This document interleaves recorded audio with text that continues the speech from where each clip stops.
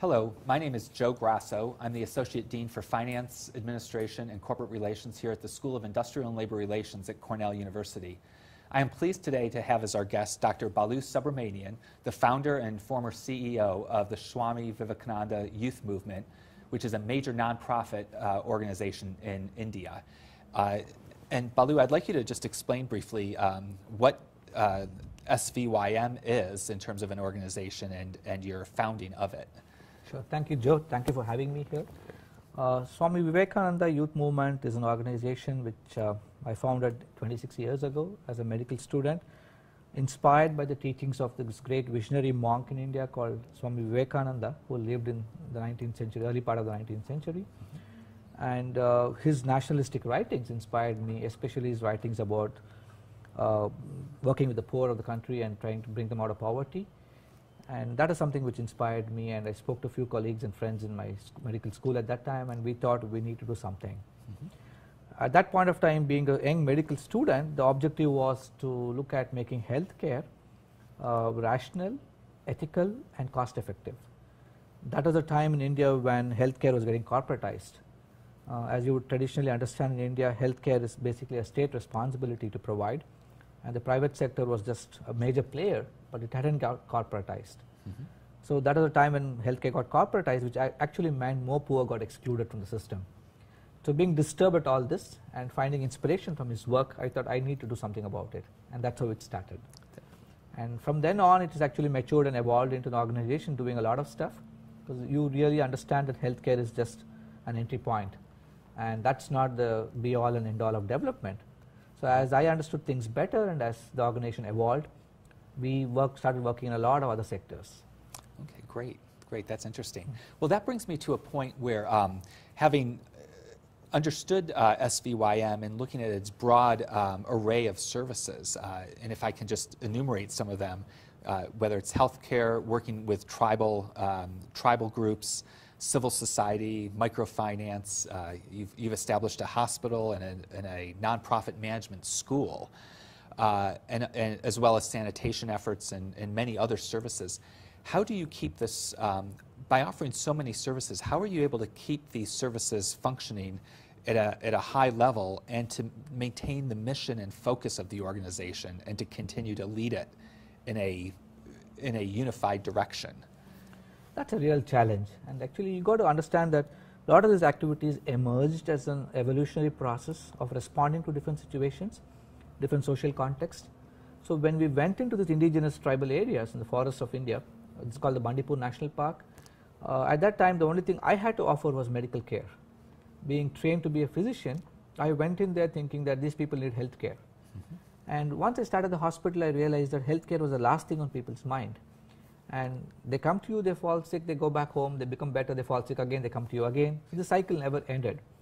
Simple things like scabies or worm infestations, things which a little bit of education could have actually prevented them completely. Then you start working on, could I work on educating these people? And that's how the idea for school came up. And as you run a school, you understand people are still poor. Your health and education programs don't bring them out of poverty. So you start focusing on livelihood issues. And that's how we started looking at livelihoods. And when you start looking at livelihoods, you understand that the state actually caused poverty in these indigenous people. It's very funny, but in the name of development, people actually got impoverished. Okay. And to just explain it further, these people lived in the forest. They had a 50,000-year anthropological history. And then they could access 160 different kinds of greens, 30 different kinds of tubers, all the meat they wanted. So protein, calorie, malnutrition couldn't have existed. But the state comes in and says, oh, this is going to be a national park, this is going to be a forest, and you have no right to live here. So they make them foreigners in their own land and drive them out of the forest. And by coming out of the forest, these people had no skill set to cope. They were suddenly exposed to mainstream culture and civilization, and they had no ways of managing that. So I went in 10 years after they were actually out of the forest. And that's how poverty was caused and induced in them. So I felt outraged, and I thought I should sue the state. So I moved into human rights issues, and I actually looked at a denial of rights in the name of development. And so you started stepping into a lot of other things. So in over 10 to 15 years, you started doing so many things which you thought are necessary for societal growth and development. And at that time, my thinking was, people have a need, you respond to it. And before you look around, you suddenly realize you're doing so many things many things of which you are not competent to be doing. You might have the commitment to do them. You might have a need to be doing it. And that's when you have this crisis of mission creep and understanding, should you be doing it at all? And you started looking at strategically visioning out your work, looking at what you're doing and assessing your own self. And we started organizing ourselves better. There are two ways we coped with it. One was to hive off activities and say that we shouldn't be doing them and just stop them.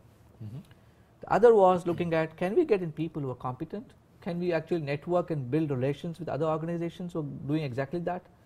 So you actually start managing the width of your work by building relationships with people who have got depth in that particular sector.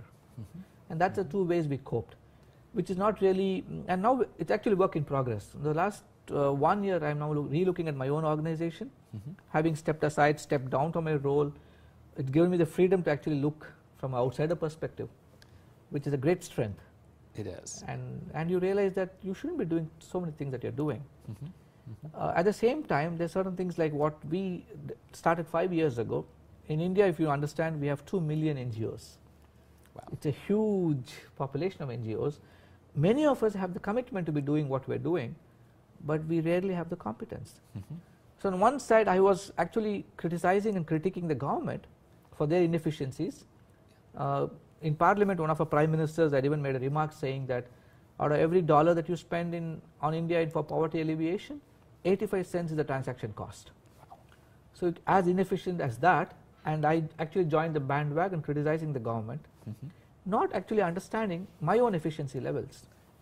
And when I started probing and exploring, I found my own organization to be functioning at a operational overhead of 30%. And once I started looking at it seriously, now we are at 4% overhead cost, which is possibly the best in the sector that you can get in India. That's tremendous. It's a huge thing that we manage through technology, through our own understanding of management principles. I went out and specialized in management. A colleague specialized in finance management. We got together and started looking at systems and processes. And then we thought this knowledge could be actually shared with the rest of the NGO world. And we started training other NGOs. And we also found that it's not just an opportunity to make them better, but it was a huge revenue generation opportunity for us. We could actually charge them for the training programs, and we thought the donor world was very interested. They wanted to actually send their recipient organizations to us to become professional and better, and they would be willing to pay for it. The government got interested. So everybody simply suddenly started looking at this program and this sharing of knowledge very seriously. And that's how our leadership institute in Mysore got conceived. Okay. We formalized it, and we looked around and we found there was no formal management training program for NGOs. And then we thought, why not we formalize it further? So we talked to a few universities, and Mysore University being a local university, and I having graduated initially from the University of Mysore, I thought the relationship of alma mater, and so we thought, let's have a program. We signed up with the university, and today we offer India's first master's program in managing NGOs. And it's a 4-semester program, and that's how it started getting more conceptually clearer to us that we got to be working in that sector. And so it looks like we do a lot of things, but we do it in what I call 4 major sectors. Health is one, and we work both in a community-based approach as well as an institutional-based approach. We run hospitals, we also have community programs. Education is next. Again, here we have our own schools where we innovate, experiment, try a lot of new things there. We also work with government. We have formal MOUs with government where we work in 3,000 government schools, a huge number. Wow. Trying to impact quality of education in government schools. We do a lot of community work in empowering communities to manage and relate to their own local government schools in their areas. We work in a sector called community development services, where we work with people, their livelihoods, sanitation, their drinking water needs, their housing needs, their infrastructure needs, human rights issues. So our whole perspective is rights-based development. So we try to empower communities to look at their own rights and negotiate with the state in getting it. Great. The 4th sector is what we call training, research, advocacy and consultancy, under which we train corporates, NGOs, government, the leadership institute I spoke about. We are now trying to initiate a program for research and advocacy. We consult with world bodies, with government. That gets a lot of revenue, World Bank, WHO, other major bodies. And so these 4 sectors, we've sort of administratively broken it apart. But they're a seamless package. Right. They all work together and integrated in an integrated fashion. The whole model is integrated approach to development. Great, great. Now that's an exciting model and such a comprehensive one. One of the questions I had, Balu, is as SVYM grew from its founding in 1984, what kind of, how were you able to control the pace of growth? And were there points in time where you were growing so fast that problems were arising? So how, as a leader, how were you able to control the growth to ensure that the organization stays together both culturally, organizationally, managerially? I think it's a very, very difficult question to answer, and if I were to do it honestly, I would say controlling growth is a big challenge. Many times growth controls you. Yes. And that's a honest answer I can give. Opportunities come, and you pretty soon start, once you build credibility and you build local legitimacy, the government, donors, communities start building expectations of you. And you get into the trap of meeting these expectations. Communities want you to run a program for them, so you just say yes to it, obviously because they're the community that you're working with. The government comes in and says, oh, you're good at health, so why don't you do this education program? Yes. And you say yes to them because you can't say no, because then they would say, I would cut the pipeline for your health too. So you get into this trap of believing that you can manage a lot of things. And we got into the same trap. And we were no different from a lot of other NGOs, and we started doing everything. And when you start doing everything, you suddenly realize that your quality goes away. And your values get diluted. We fundamentally operate on what I call 4 non-negotiable values. In the Indian language of Sanskrit, it's called 2 values that came from Swami Vivekananda's teachings, that is Satya and Seva and Tyaga, which actually means service. And Tyaga actually translates as sacrifice in a very crude English way. In a very nobler, deeper way, it means you go beyond looking for your own name, fame, and you just sacrifice all that, those needs, not just physical needs, but deeper emotional, psychological needs. And 2 values that flow from Gandhi and his thinking, what is Ahimsa and Satya. We try to be as transparent and open and honest in what we do, and we fundamentally, all our programs have to be based on the fundamental principle of non-violence, which would mean it would be environment friendly, it would be very rights focused, it would not take away, it would not make a poor man feel very take away his dignity and self-esteem. Even that is violence to us. So all our programs have to meet these 4 non-negotiable values. But when you grow at that pace that you just said, and which we did, you really can't really ensure that these values don't get diluted. So we went through that crisis. We're actually going through that crisis now. And I see one of my fundamental roles as a leader now, with no operational space, with no operational titles for me, is to ensure that the present management and the board of the organization come to terms with this huge growth. And so what we're now started, it's actually a very timely question for me contextually, because we're now relooking at our activities. We are working all over the state of Karnataka. We have more than 60 active projects, more than 750 people. We reach out to 5 million people. It's nice as statistics. So now I'm looking at performance issues. So with my newfound expertise and knowledge in performance management and leadership in the NGO sector, I'm trying to assess my own organization's performance and very consciously trying to sort of advocate with my own board, telling them that we need to cut off programs, we need to relook at these things and start looking at depth as much as width. So we are going to go through, the next 2 years is going to be quite painful for us. We can call it a phase of transition where we understand that we got into the trap that you just said, relook at the mission issues, relook at the mission creep, and cut off activities we're not good at, both geographically as well as sectorally, and start refocusing on what is our core area of strength. Great. And possibly rebuild from there. Good. No, that's interesting. So many organizations have a difficulty managing growth. It's a mixed blessing in many ways. It can be a curse too. It can be. It can be. And some organizations have, whether you're in business or in a nonprofit NGO sector, some businesses have cleaved or cut off segments so that your organization might become 4 different units in health, education, rights, and other areas. Is that type of organization, is that type of approach beneficial for SVYM? We actually are looking at it very seriously. It actually works in 2 ways. These are some of the challenges I face. When you build an organization, you also build people, and you build them at different levels.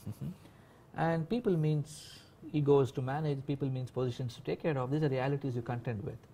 Sometimes to keep the team together, it might be even prudent.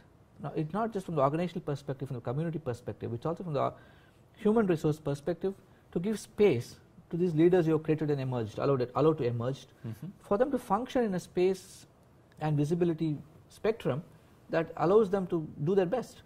And so visibility spectrum that allows them to do their best. And so I think from that point of view, hiving off could be one managerial opportunity. So I'm seriously looking at all these issues now, looking at should we make health a separate sector, should we make training and research a separate sector, and so we might actually end up making them sub-organizations. Possibly one model could be all of them are collectively under one umbrella, legal umbrella, but each run independently. Or the other one model could be the new initiative that I'm now conceiving is for research and advocacy called GRAM. It's going to be Grassroots Research and Advocacy Movement, technically under the organizational umbrella, but incubated for a year or two and then legally hive it off separately. Okay. So different models, different approaches. I think the whole NGO world now is going through all these questions. Yes. Management and governance in NGOs is changing phenomenally around the world. Yes. And I don't think we can be left off of, out of it because we have the same kind of problems. And possibly one of the solutions could be hiving them off as separate entities. It's interesting to see the evolution of NGOs, though, throughout the world, and some of these, what I call mega organizations, whether they're the Red Cross, World Wildlife Fund, World Vision, and I think SVYM is approaching that stage as well. But how does one create almost like a holding company such as the Tata Group or General Electric? And it's the same evolution in our sector now, the nonprofit sector, that's happening. So I think as we approach these global issues in a much more intense way, whether it's the flood crisis in Pakistan or an earthquake in Haiti, how can these nonprofit holding companies go in and address issues in a broad spectrum of ways? It's an exciting time. It is. In fact, a lot of these organizations you mentioned are going through an intense phase of self-searching and self-discovery now, reorganizing themselves for their own reasons. And we have a lot of lessons we can learn from the corporate sector there. Yes. A lot of lessons I think we can. Yeah. I think that's right. Well, speaking of growth then, what I find in the United States now is that there are about 1.7 million nonprofit organizations, very close to the number in India, although India is a much larger country and much more populous. But what we're finding now is that there's such intense competition between nonprofits, that there are so many that have been created that they are competing with each other. And you mentioned earlier in the conversation that a number of large multinational NGOs are entering India. And from a strategic standpoint now, you mentioned that you need to control the growth of SVYM to maintain quality. At the same time, I wonder if growth is a solution to counter the, if I can call it an invasion of foreign multinational nations like SVYM. So is growth, partnering, and alliances another tool of competitive strategy for you? I think we need to really relook at this whole thing because the last 40, 50 years post-independence, we had these multinational NGOs populating India all over, but the mandate of service delivery. And at that time, they looked at relationships and partnerships essentially to just implement their programs. Now, World Vision or an Action Aid or Oxfam came into India, and they actually took on a role of being a funding agency, not really an implementing agency. And they actually supported small NGOs and allowed the Indian NGO sector to grow. Now that was good for the Indian nonprofit sector because it gave an opportunity to understand and grow and possibly learn a lot of managerial skills of management from these people to their training programs and a lot of good things they brought. But now the last 5 years the dynamics has changed, the complexities have changed. Indian NGOs have grown to come on their own. Like organizations like SVYM actually evolved and grew on its own and to negotiate through a local context which it understood very well. So we have a wealth of traditional wisdom and knowledge. But when you look at these NGOs today, they're coming in now, not setting up an implementing office, but it's actually setting up an India office. It's an India organization. So World Vision India or a Mercy Corps India or a Care India is no longer Care International, it's going to be Care India, are registered legal bodies with their own local boards, with their own local managements. They come with a huge amount of goodwill, they come with a huge amount of expertise, and they're very professional. So they have huge fundraising strategies, which means they're going to capture the Indian market in a very crude sense, not just for serving Indians now, because India is now growing, and the segment that they can access is going to be their donor segment. And they're going to mobilize the resources which they could use for a earthquake in Haiti or a flood in Pakistan. Not that it's bad, it's good, but they need to understand the local context of India. Despite the growth that we have, if you look at Oxford's recent MDI indicators, the new assessment of poverty for India, 645 million people in India are poor. And just 8 states of India today have more poor people in them than the African continent put together. Wow. with that huge challenge, if they were to crowd out Indian NGOs, development process in India is going to be hugely affected. For one more reason, a lot of multilateral, bilateral aid agencies no longer want to focus in India. They get carried away by this 9%, 10% growth. Yes. And they think India is growing. So people are exiting from India, and people don't want to fund India anymore because they don't think it's a funding opportunity for them anymore. And these large NGOs coming into India to raise resources, which they want to use worldwide, and crowding out of local NGOs doesn't augur well for the Indian development sector. Yes. And these are concerns I have. From that perspective, organizations like SVYM have to become visible, and visibility comes only with growth. Yes. And you've got to be doing a lot of stuff and showing this stuff to the rest of the world. So we are actually sitting on a very complex process which we need to really understand and negotiate through. And I don't think I have a ready-made answer for that, but it's going to be a lot of struggles for organizations like SVYM too. Very interesting, because many countries, as you know, have put in protective measures in terms of private corporations, where there's a foreign investment review board. And they say if you want to invest in China or the United States or Canada, it's not the US anymore, but Canada, for instance, had this for a long time, where it had to be a 50-50 partnership between a private corporation and a Canadian company.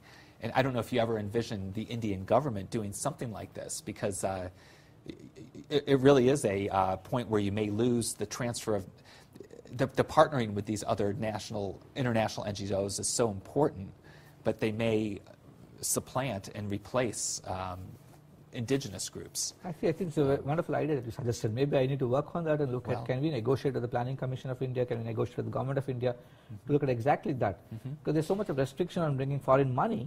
Yes. But if there's very little restriction on raising resources locally and taking it outside. Now with online donations, etc., it's so easy to just take money legally outside. So I think it's something which we could really work on and look at whether we could think of something on those lines. The other question I had is concerning how you raise money for SVYM.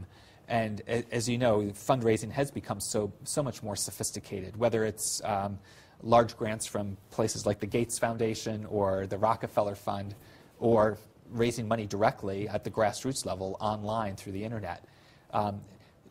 What are some of the strategies that SVYM uses now, and how do you see these strategies changing over time? We actually come full circle in our own organization. Most of the fundraising was basically me and my relationships. Okay. Along with the organization, you get to be the face of the organization.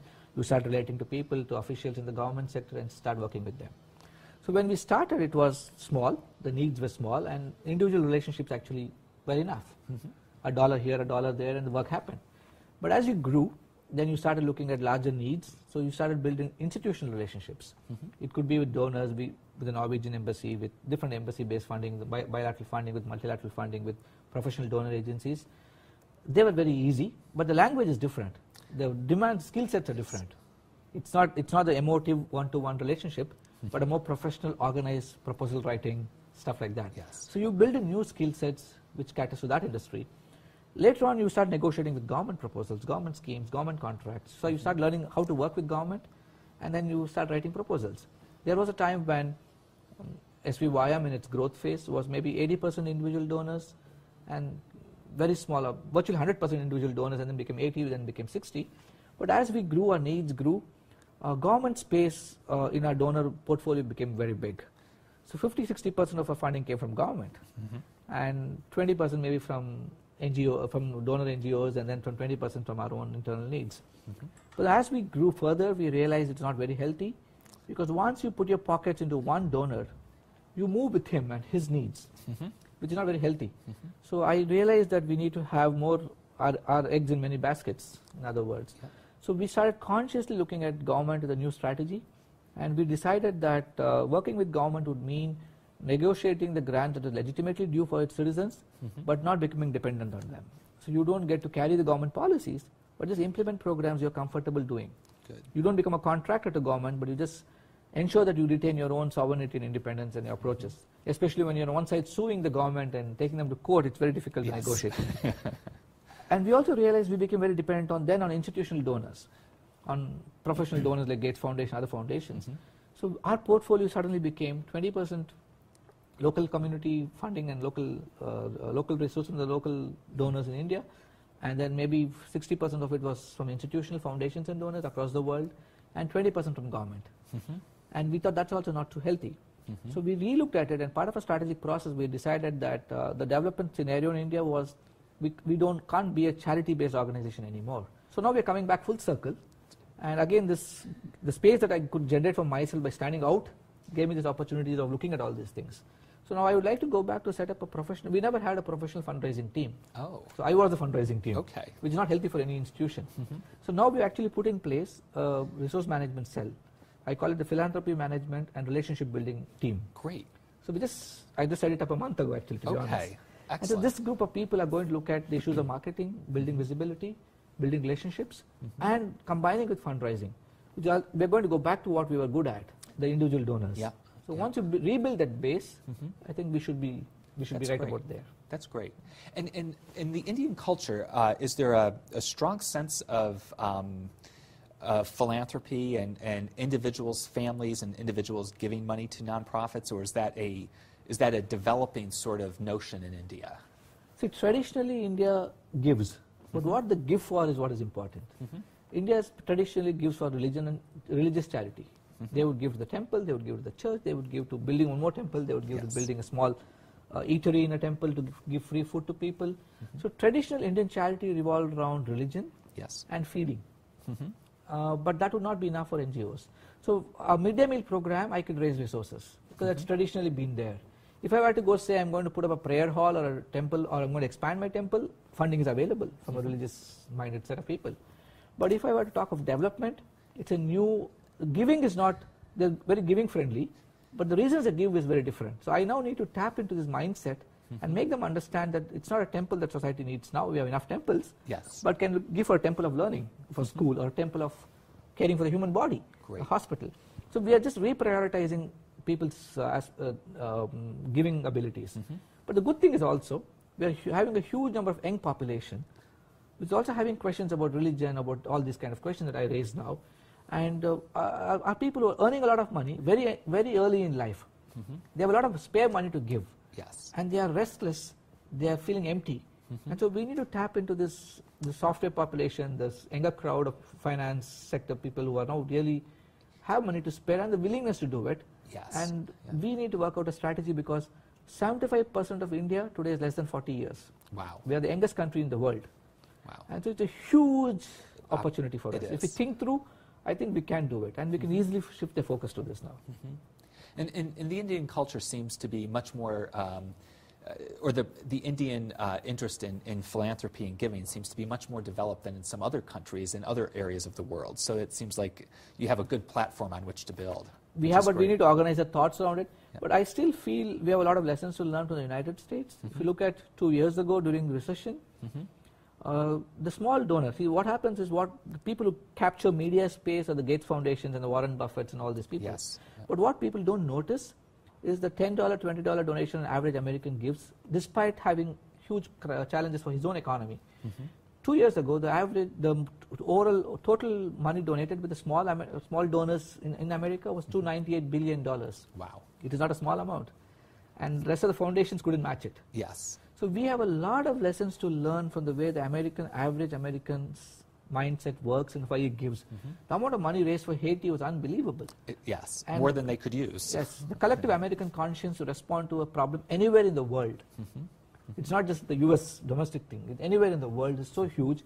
We need to possibly learn lessons from here and see if we can apply them in the Indian context and see how we can tap into that kind of thinking. That's great. It's a real challenge and a real opportunity. One question I had goes to your relationship here at Cornell University and how you're trying to build relationships, not just with Cornell, but with other universities, and how they add benefit to what you're doing with SVYM. And I know you have relationships with Harvard University, University of Toronto, Iowa, Cornell. And maybe you can speak to specifically how the interns from Cornell worked with you this year and the value that these students can bring both ways, the value you give them and the value that they might bring. I think this whole issue of working with students and universities, actually the seed was sown 15 years ago, much older but in a very... I think this whole issue of working with students and universities, actually the seed was sown 15 years ago, much older but in a very informal way, but 10, 15 years ago we started getting students to intern with us on their own request. They would write to us and say, I would like to do an elective. Can I work in your hospital? Can I work in your school? And when you started working with these graduate students, even undergrad students, you started seeing them, though they would be 18, 19-year-olds, but they came with a set of skill sets which were traditionally missing in the NGO sector in India. Not just NGO sector. I would draw this difference to the way education happens in both these countries. A lot of education in India got influenced by the British. And we are basically trained to be responding to the needs of the British government. So we always, the mindset was subservience and then just following a system or a process without questioning it. But the way the American education system was built on fundamentally was on skills, on presentation, on communication, on thinking through your own ways, and then legitimately probing and questioning and then building a opinion based on your own interpretation of things. And you were not fed interpretations. We were brought up on a system where you don't question the interpretations given to you by your environment and teachers. And when I saw these students come there, and these young kids would question everything that we did and question it in a very new set of eyes and perspective, and come back with not just problems but and possible assessment of their own solution to the problem. And when we started applying it, many of the things worked. And I thought, if these young people at their age could see things with this fresh set of eyes, can we build on this? So we started formalizing it with different institutional packages, relationships. And we also looked at what do we have to give. And Swami Vivekananda, our mentor saint from whom we draw the inspiration, when he came to the US more than 120, 130 years ago, he was very popular here. He was, yes. And he said, he made a remark, he said, we Indians have a lot to give, but we have a lot to get to. So he said, if we can learn management from the West, especially from the US, reorganize our thinking, maybe we can do things better. So he said, give and take. So we said, we are taking, but what do we have to give to the West? So we conceived this institution called Vivekananda Institute of Indian Studies, where we formally offer programs to students across the world on different Indian studies. Could be culture and civilization, could be Indian dance, could be Indian music, it could be science and technology, traditional India. So many things we started offering, and we offered a formal program. And we found a lot of universities wanting to do it. So we started getting Indian students from here who started coming in for formal credit-based programs. So we formalized it as a relationship with Iowa, with University of Mount Allison in Canada, Concordia, different universities that you mentioned, and we started tapping into these people. But specifically coming back to your question of what interns can do and how do they actually operate, each one of them come with a lot of experience. They come with a lot of learning, a lot of things which they are good at. They usually write out maybe their CV which gives out their skill set, etc. And we look at our own programs and see what are the different skill sets we need, and we invite them in and offer them a package of that particular small micro project for them to work on, and they deliver on that. Great. My own recent experience with Cornell has been very encouraging. We had 3 students, graduate students who came from CEPA and helped shape our thinking into a formal organized organization. So GRAM, which is just a concept or a thinking in my mind, has got a shape, a sort of it's emerging into an organization because of the work they are doing. Great. 2 young graduate interns from, I think, ILR. ILR, yes. They came and they looked at our program in Bangalore with a very different lens. And it helps. And they actually conceived what is happening, could work through the evaluatory processes there and came up with a structure for that. So I think there's a lot they get out of it too. Good. They get exposed to a completely different cultural setting, a new country, a country which is poised for great growth, great opportunities, and they learn there, and we get something from them in a very micro level for an institution which in the larger context works. I think it's both ways. Yeah, that's great. That's great. One of the things I value about the relationship with you and SVYM and trying to form a relationship with Cornell University is that Cornell University is a land-grant institution, and much like SVYM, our footprint is broad and large. We're engaged in almost every area that you're engaged in, so too is Cornell. And when I look at partners, I look at the ability to marry the missions of the 2 organizations to see where do those alignments take place. And it just seems that the potential for partnerships with SVYM and Cornell and other universities is so rich. And it seems like a great source of ideas and inspiration for new programs and better programs. I realized that too with Cornell. There's so much that you're doing. Looks like every department I would like to work with. Right. So it's again, sometimes I worry, are we going to spread ourselves too thin? Yeah. But then the opportunities are so huge. And I also feel the environment at Cornell is so progressive, is very progressive as well as pro-India, and in your you shifted your focus to global approaches now. Yeah. And I have felt not just Cornell, all the universities in the US have got tremendous experience and knowledge based on years of research. Mm-hmm. Now, part of my mandate at Harvard was to look at how do I marry practitioner experience which I had with academic knowledge that Harvard had. Yeah. And when I started doing it, it's a great challenge. Mm-hmm. Sometimes I felt practitioners had no idea that a lot of their problems are already solved in these higher institutions. Yes. And these people sitting in these institutions doing research sometimes could never articulate the real questions that these micro grassroots based organizations had. Mm-hmm. And just getting them together meant that society would benefit. For me, I look at Cornell as an exciting opportunity where you could marry this rich practitioner experience SVYM brings in and take this enormous academic storehouse in Cornell in different sectors, yes, which has been built on years of research, on very fundamental research which has happened, and see if we can take them together mm-hmm. for societal good mm-hmm. and rephrase development opportunities. Yeah. And I think that's where the excitement of relationship actually exists. Yes.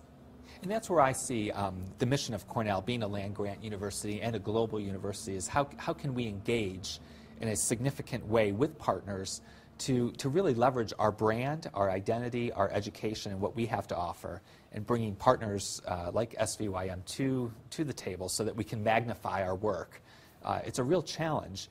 And it seems, again, when we talk about the competitive landscape, that the universities in the U.S. and these multilateral NGOs are having very similar challenges right now. How do we operate on a global level in an efficient way that brings value and also kind of minimizes risk? Oftentimes when we expand globally, there can be such risk. Yes. So we have to find smart partners and in areas that we can both succeed, and that's a challenge. Yeah, I see the actual challenge is building credible, legitimate partnerships. Because many of these universities, in their quest to enter India now, mm-hmm. The word of caution I would have is India just opened up its higher education landscape. Mm-hmm. Now we're going to have a new act in Parliament, possibly it will get through this session, where higher education is going to be opened out to foreign universities. Mm-hmm. Last year our what we call the HRD, Human Resource Development Minister, under whom the education portfolio comes, mm-hmm. he visited a lot of universities in the US trying to invite them to come set up office in India. A lot of them are now moving into India, setting up actual campuses in India, yes. which is an exciting opportunity, because if you can get your entire knowledge base there, but at the same time, when you're looking at partners, the easiest thing that American universities would look at is partnering with universities in India, mm-hmm. which I don't know if it's a good option. Now, coming from the development sector and being an activist, the innovativeness of Cornell I'm seeing is its willingness to partner with organizations like us. Yes. We're not a traditional university, right. but we have a huge practitioner base. We're also looking at academics now, starting our own master's program and courses like that. Mm-hmm. And so we are trying to be very application driven. And so what really makes me feel very comfortable working with Cornell is your openness in looking at these kind of opportunities, yes. because this is where it matters to people. Because at the end of the day, all your programs are not just for running a university. Mm-hmm. It is for doing good to people, to communities. Yes. Yes. And I think these kind of partnerships actually can mature into that. But you've got to be careful in selecting your partners, people who have had long experience, who have had the credibility locally, who have the legitimacy to be partnering with such institutions. Mm-hmm. And the what you call the frameworks of partnership also is not too clear yet. Yes. We are just entering into the MOU phase, we're looking at MOUs, we know it's all things are emerging. Mm-hmm. As I talk to different universities in the US, I realize that many of them are not even understanding these rules of the partnership, how do you work with them. They're used to traditional partnerships in the American context. Yes. The Indian context are different now. So you got to have this equal, the concept of equality in partnership. That's what we have been striving. You got to be egalitarian in your approach. You can't be a bigger partner or a smaller exactly partner. Right. And I found that very interesting at Cornell. Now, it's more than a year since I've been engaging with all of you, and right. I find that we don't feel small here. Mm-hmm. We feel Good. very much you're equal. And Cornell is such a large university. Yes. So to me, that is something which is one of my indicators of saying it'll be good to work with you. Yes. Well, that's great. A feel-good feeling. That's great, Balu. That's great. And Cornell and other universities in America, I think many of us, we've worked in an industry and a sector that has been around in the U.S. now for 200 years or 250 years, and we're oftentimes bound by tradition. And my hope is that American universities can continue to take down the walls of tradition so that we can partner in new ways and find new and accessible ways to work with organizations. Sometimes tradition often ties our hands. And if we're able to preserve the best of what American universities have to offer, but at the same time extending a hand to places like SVYM in a productive way and in an equal way, it can provide tremendous benefits. For both. But yes, so good. Well, I think this has been a really interesting interview on a number of fronts, and I hope that it's been a good experience for you. Is there anything else in closing you'd like to say in terms of the future of SVYM or your view of partnerships and alliances as you continue to grow your organization? I think, if you can say the last word that I have is now a lot of things that I have looked at, my own experience, have evolved and changed and become very contextually different. Now, when I started off, it was more of a response to a societal situation, which I saw just so agitative for me in my mind that I wanted to respond to it by doing something. But now when I step back and look at the whole development scenario, especially the Indian context, there's so much of inequity. There's so many haves. 100 millionaires list, we have 44 Indians all over the world. And you take the 10 top billionaires of the world, we have 4 of them are Indians. And how do you reconcile that to 645 million people who get less than 1800 kilocalories per day? So it's a difficult challenge for people like me. So to me now, development, I have my view of development now has changed. I don't measure development in econometric terms of $1, $1.25 a day, stuff like that. To me, development is all about expansion of human capability. It's a constant expansion of human capability at every front, whether it's an American university or an Indian organization like us. We need to constantly explore how do we expand your capabilities. And to me, that is where these partnerships are very exciting, because these are opportunities for us to mutually expand our capabilities and be sort of partners in progress for society itself. It could be, it's a global village today. And the context has changed. Geographical boundaries are meaningless anymore. And in the world of the internet, etc., boundaries are no significance at all. So if we can really partner to expand our capabilities constantly, I think society and the world at large will benefit. Good. And that is where, to me, this is a great opportunity for all of us. That's great. The one other question I have, with your 25 years or 26 years leading SVYM, is there one NGO or nonprofit that you look to as that you would aspire to be, that is well managed, is focused on their mission and has been successful in your eyes? Is there one prime example, if I can ask that? It's a very, very difficult question to ask, because there's so much of good in so many different organizations. I would pick the good of everyone and try to put it all together in mind. What would I like our organization to be is an easy question for me to answer. I think most of us as NGOs are driven by charismatic individuals. And most organizations, I don't know the American context, in India, where the individuals become bigger than the organizations, and the individual goes away, the organizations collapse. Now, I would like my organization to go beyond me, which has already started the process. And I always keep telling my colleagues that I would like to fade away. And fade away in a sense where there's no vacuum created, and the organization's values, mission, etc. are so institutionalized that one individual is no longer the driver of the process. And I think we are there. That's very easy from the organizational side. Now, from the personal side, fading away takes a lot of spiritual strength, and it takes a lot of demands on a person's abilities to subsume himself to a larger cause. And I think that's great growth for me too. So I think it's both ways, and I would like my NGO to be something which is completely, my presence or absence makes no difference to it. At the same time, I would also like myself to grow beyond the affirmation identity I got by founding and running this organization for 25 years. So that's what I would like to be. And I would like to explore all the good in different organizations I have seen, and seeing what is it that I can take from them and internalize within my culture of the organization, and to reach that level. Great. That's a great answer. So, well, Balu, thank you for visiting us here at Cornell, and we appreciate your spirit of partnership, and it was a pleasure to talk with you today. Pleasure as always.